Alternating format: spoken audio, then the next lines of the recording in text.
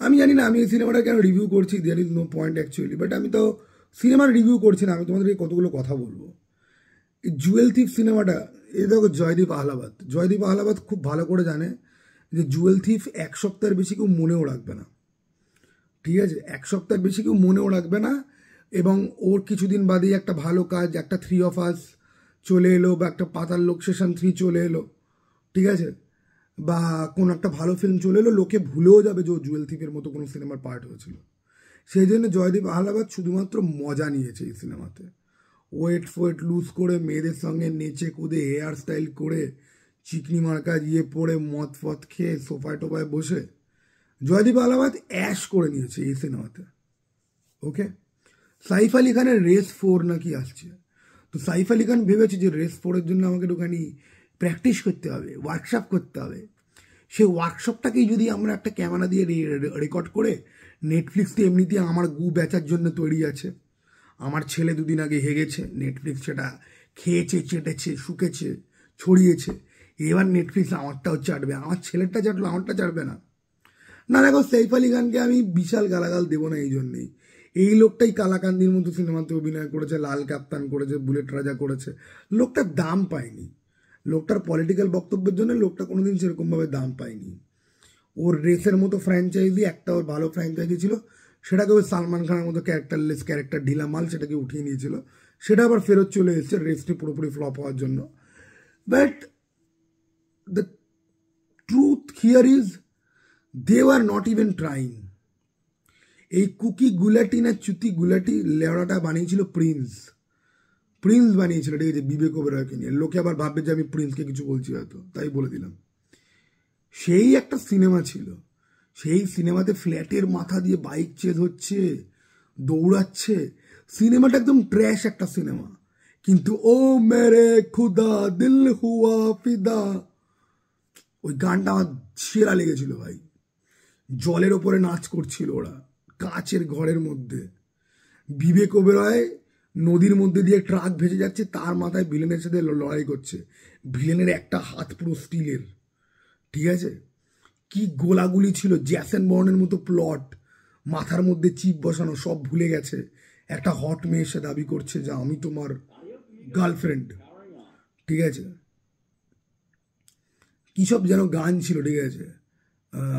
যাই হোক, এনিওয়ে, সেখানে আমাদের অমর্ত্য সেনের যে মেয়ে, আমাদের অটোগ্রাফের যে হিরোইন, সে ভিলেনের চরিত্রে ছিল, ঠিক আছে, হাতে ট্যাটু করা, সে বাইক ফাইক নিয়ে লোকজনকে খুন করছে, ঠিক আছে, সেই ছিল Prince was a bad film, but তোমার এখনো প্রিন্স মনে আছে কেন বলো তো? Because it was at least fun and entertaining, it was dumb fun, দেখে মজা লাগে। আমি প্রিন্স নিয়ে এতগুলো কথা বললাম। জুয়েল থিফ এতটাই ফেক সিনেমা, কোঠাবাড়ির মতো তো লাইটিং প্রত্যেকটা ফ্রেমে, ওদিকে রানী কালারের লাইটও জ্বলছে, ওদিকে ব্লুও জ্বলছে, এদিকে ইয়েলো জ্বলছে, ওদিকে গ্রিনও জ্বলছে, ওপর থেকে রেডও আসছে, পুরো কোঠাবাড়ির মতো বোধহয় পুরো সেট, আর পুরো ফেক একটা সেট। একটা কোথায় ওরা চুরি করতে গেছে, সেখানে কুণাল কাপুর, ভালো অ্যাক্টার, এখন কী সব বালের কাজকর্ম করে, তার সাথে মারামারি হচ্ছে। আচ্ছা, একটা ওই রকম একটা জায়গাতে এমনি একটা কাঠের বক্স পড়ে রয়েছে, যেটার মধ্যে গিয়ে ও মার খেয়ে পড়বে আর ওটা ভেঙে যাবে, হ্যাঁ, কোনো পারপাস নেই, এত ফেক না।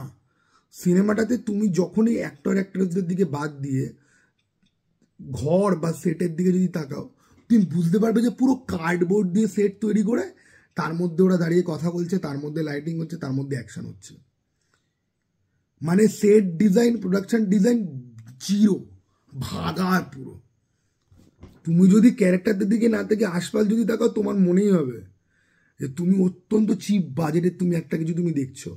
আর ওই রেস মার্কা গল্প, সাইফ আলি খানের নিজের কিছু করার অকাত নেই, ও খালি অন্য লোকের জন্য চুরি করে, তারপর টাকা ভাগাভাগি হয়, তারপর লোকটা বলে তোকে টাকা দেবো না, তারপরে প্লেনের মধ্যে অ্যাকশন হয়। আর অ্যাকশন বাড়া, একটা সামনে পা তুলে পুশকিক ছাড়া আর কোনো কিক মারতে জানে না, আর ঘুষি মারার তো এদের ওই একটাই রয়েছে, হুক মেরে দাও, নাহলে পেটের কাছে হাত থেকে করে দাও, হয়ে গেল গিয়ে অ্যাকশন। এই বালের সিনেমা 2 ঘন্টার ওপরে লেংথ।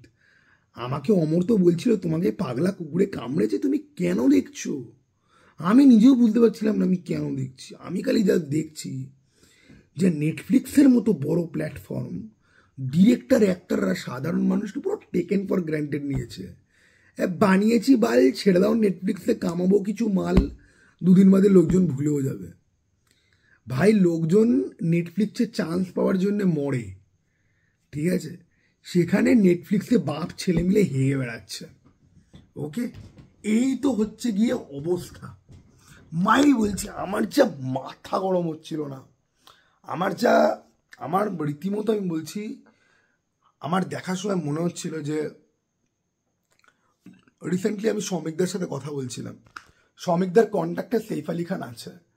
আমি ভাবছিলাম যে শ্রমিকদাকে বলি সৈফ আলী খানের নাম্বারটা একটু দাও, একটা মেসেজ লিখে, হাউ আদিপুরুষের মতো বালের সিনেমা যেখানে তুমি জেনে বুঝে পার্ট হয়েছো, তারপরে কি করে আবার এরকম একটা তস্য বালের সিনেমা। ভাই তোকে কোন বাংলাদেশি ঘরে ঢুকে ছুরি দিয়ে মারলো? তোর জন্য পাবলিকের কাইন্ড অফ সিম্প্যাথি ছিল। তোর এই সিনেমাটা ভালো হলে পরে লোকজন তোকে নিয়ে বলতো যে দেখো এত বড় অ্যাটাক থেকে দেখো কত বড় কামব্যাক করেছে। যদিও এই শুটিং অনেক আগেই হয়ে গেছে বুঝতে পারা যাচ্ছে, স্টিল কিছু গান্ডু অ্যাটলিস্ট এই টাইপের কথাবার্তা বলতো। বাট এই হাগামার্কা ফিল্ম দেখে কে কি বলবে বাল? হ্যাঁ, আর আমাদের অ্যাটেনশান বা আমাদের এই নেটফ্লিক্সের সাবস্ক্রিপশান এত সস্তা যে যা খুশিতে এরকম দিয়ে দেওয়া যায়। হ্যাঁ বাল, এগুলো না serious, this things need to be seriously called out. এই কাঙ্গু বা মার্টিন তাও ঠিক আছে, চলো দেখে বোঝা যায় যে পয়সা খরচা করেছিল, ঠিক আছে, সিনেমা বানাতে জানে না, গল্প বলতে জানে না, সেটা আলাদা সমস্যা। এ তো বাল পুরো স্লিপ ওয়াকিং করে, দুজনে মিলে খালি বসে কথা বলে, মদ খায়, নিজেদের মধ্যে ক্যালাকিলি করে, চোর পুলিশ খেলে, সিনেমা শেষ হয়ে যায়। লিটারালি বলছি, মানে আমার না সাইফ আলী খানের ওপরে রেসপেক্ট আরও কমে গেল, জয়দীপ আহলাবাদের জন্য রেসপেক্ট আরও কমে গেল, বা সমস্ত কিছুর ওপরেই। যে ভাই পাবলিককে কত চুতিয়া ভাবলে পরে নাদানিয়ার মতো ফিল্মের পরে আবার এরকম একটা বাল সিনেমা করা যায়। নেটফ্লিক্স অরিজিনালের ওপর থেকে মানুষের ভরসা উঠে যাবে, অ্যাটলিস্ট যেগুলো হিন্দি বেল্ট থেকে আসছে। আমি এখন কোরিয়ান সিনেমার কথা বলছি না যেগুলো নেটফ্লিক্সে আসছে যে সেগুলো খারাপ, হিন্দিতে যেগুলো ডাইরেক্ট নেটফ্লিক্সে রিলিজ।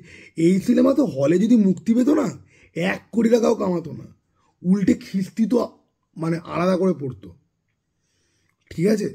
এই সিনেমাগুলো বেসিক্যালি যারা ওয়েও অ্যাফোর্ড করতে পারে না, ঠিক ওকে, তাদের জন্য, যে এই সিনেমা একটা হলে আসবে, কেউ দেখতে যাবে না, ওরা গিয়ে হলটাকে ওরমের মতো করে গিয়ে ইউজ করবে।